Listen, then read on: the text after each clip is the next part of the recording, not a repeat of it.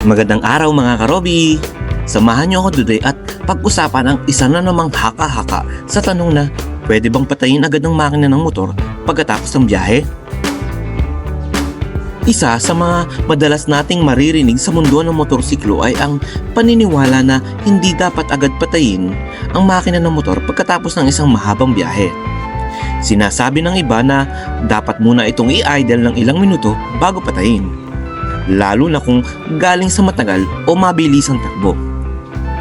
Ang tanong, totoo nga ba ito? Maraming riders ang naniniwala na ang biglaang pagpatay ng makina pagkatapos ng biyahe ay makakasama sa motor. Ang paliwanag nila, kapag mainit ang makina, lalo na kung galing sa long ride, dapat daw itong palamigin muna bago patayin upang maiwasan ang internal damage sa engine, lalo na sa piston at cylinder head. May basehan ba ang paniniwalang ito o isa lang itong maling akala? Sa totoo lang, modernong makina ng motorsiklo ay idinisenyo upang kayanin ang iba't ibang temperatura. Hindi ito basta-basta masisira kung papatayin mo agad pagkatapos ng biyahe. Narito ang ilang mahahalagang puntos kung bakit ligtas na patayin agad ang makina ng motor. Una, epektibong cooling system. Karamihan sa mga motor ngayon ay may air-cooled o liquid-cooled system na epektibong nagpapalamig ng makina habang tumatakbo. Hindi kailangan ng cooldown period bago patayin dahil ang cooling system mismo ang nagre-regulate ng init ng makina.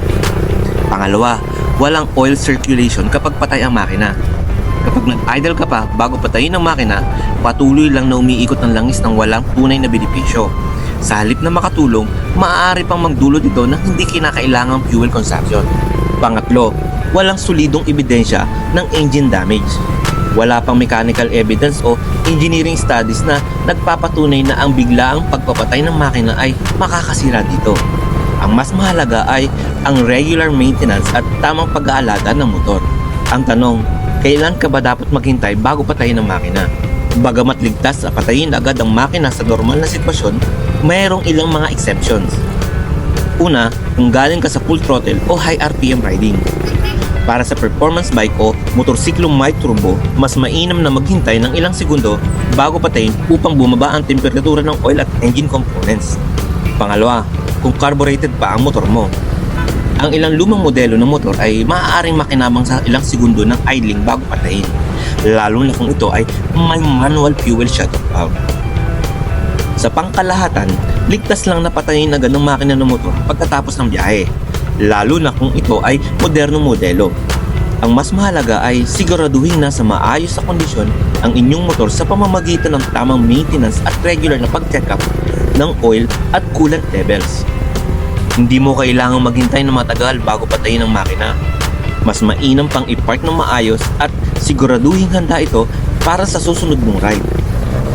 Hanggang dito na lang mga karobi, at lagi nating piliin ang kaligtasan sa bawat biyahe. Maging mahinahon, sumunod sa batas, at maging responsableng motorista para sa isang mas ligtas at mas maayos na bagong Pilipinas. Ride safe mga karobi, paalam!